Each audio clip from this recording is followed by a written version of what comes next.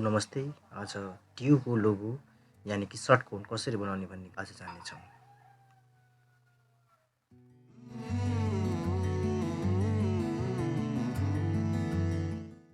यसको लागि चाहिँ मैले साइज लिएको छु। इमेजमा गएर इमेज साइजमा हेर्न सकिन्छ। 6x6 इन्चेसमा छ, रिजोल्युसन 300।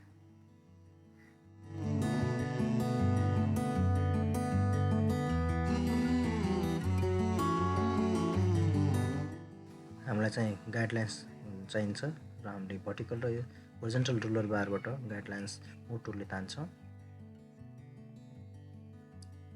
यसरी यो होरिजन्टल भर्टिकल गाइडलाइन्स तानिसकेपछि हामीले चाहिँ सेपलाई राख्नुपर्ने हुन्छ।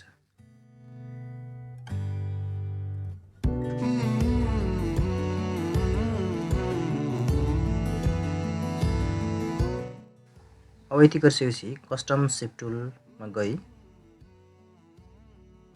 ट्रायंगल ल्याउनु पर्ने हुन्छ। यसको लागि चाहिँ तपाईले कस्टम सेप टुलमा भेट्नु भएन भने अल अप्सनमा गएर तपाईले ल्याउनु पर्ने हुन्छ। स्क्रोल डाउन गरेर फिल भएको नन फिल भएको देख्न सक्नुहुन्छ ट्रायंगल। यसमा न फिल भएको नलिनु होला, नन फिल लियो मैले। यसलाई ड्र्याग गरे, यसरी ड्र्याग गरेपछि ट्रान्सफर्म गरेर कन्ट्रोल टी गरेर मैले यसलाई मिलाएँ। मिलाइसकेपछि अब हामीले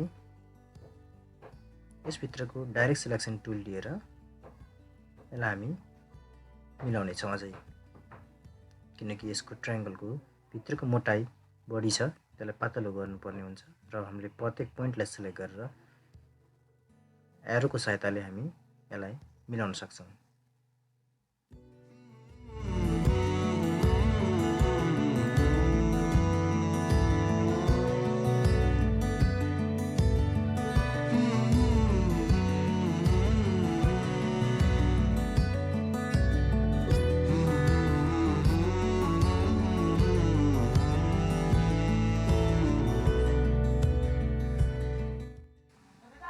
अब यति गरिसकेपछि लेयर क्रिएट गरौँ र राइट क्लिक गरेर मेक सिलेक्सनमा क्लिक गरौँ। अब पेन बकेट टुलको सहायताले कलर सेलेक्ट गरी फिल गरौँ। मैले रेड कलर लिइरहेको छु।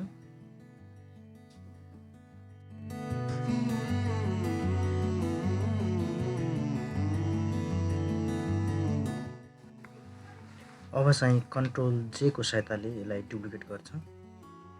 कन्ट्रोल टी प्रेस गरेर ट्रान्सफर्म गरेर राइट क्लिक भर्टिकल फ्लिप गर्नुपर्छ। यति गरिसकेपछि यसलाई ट्रायंगललाई मिलाउनु पर्ने हुन्छ। अब चाहिँ पेन बकेट टुलको सहायताले कलर सिलेक्ट गरेर ब्लू कलर छाने मैले र फिल गरेँ, ताकि मिलाउँदाखेरि गाह्रो नहोस् भन्नलाई फरक कलरले मैले फिल गरेको छु।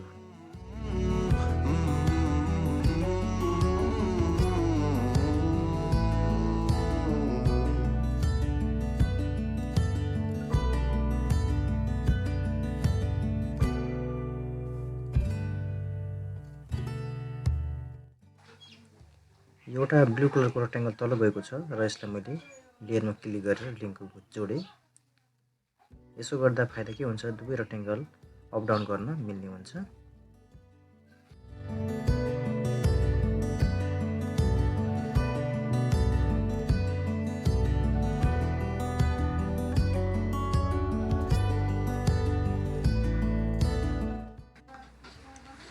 अब चाहिँ मेन कार्य भनेको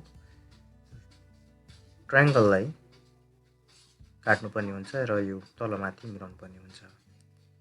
यसरी काट्नलाई जुम गरेको छु मैले र पेन टुलको सहायताले हैन यो पाथ भन्ने सिलेक्सन गरेर हामीले सिलेक्ट गर्नुपर्ने हुन्छ। सेप टुल सिलेक्ट गर्दा सेप बन्ने हुन्छ, त्यसैले पाथ सिलेक्सन गर्नुपर्छ।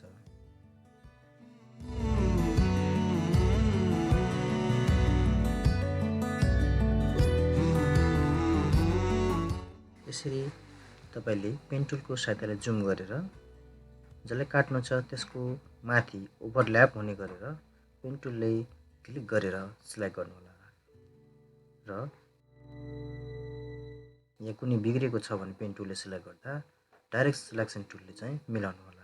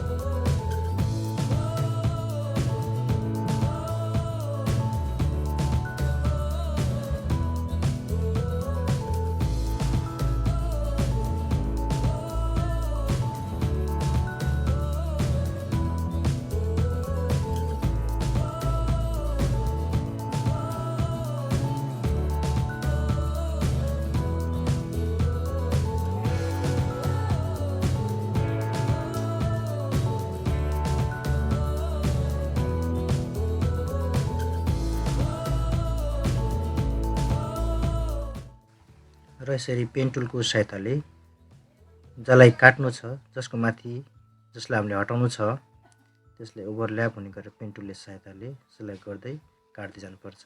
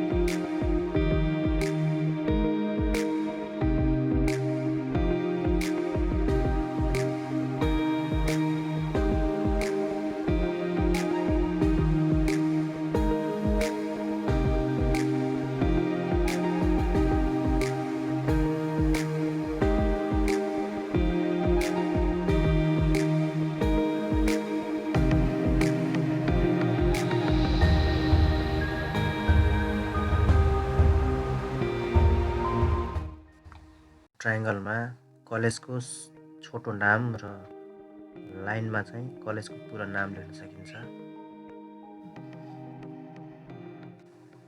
हस् त आजलाई यति नै। बाँकी अर्को भिडियोमा भिडियोलाई लाइक सेयर गर्न नभुल्नु होला र च्यानललाई पनि सब्स्क्राइब गरिदिनु होला। धन्यवाद।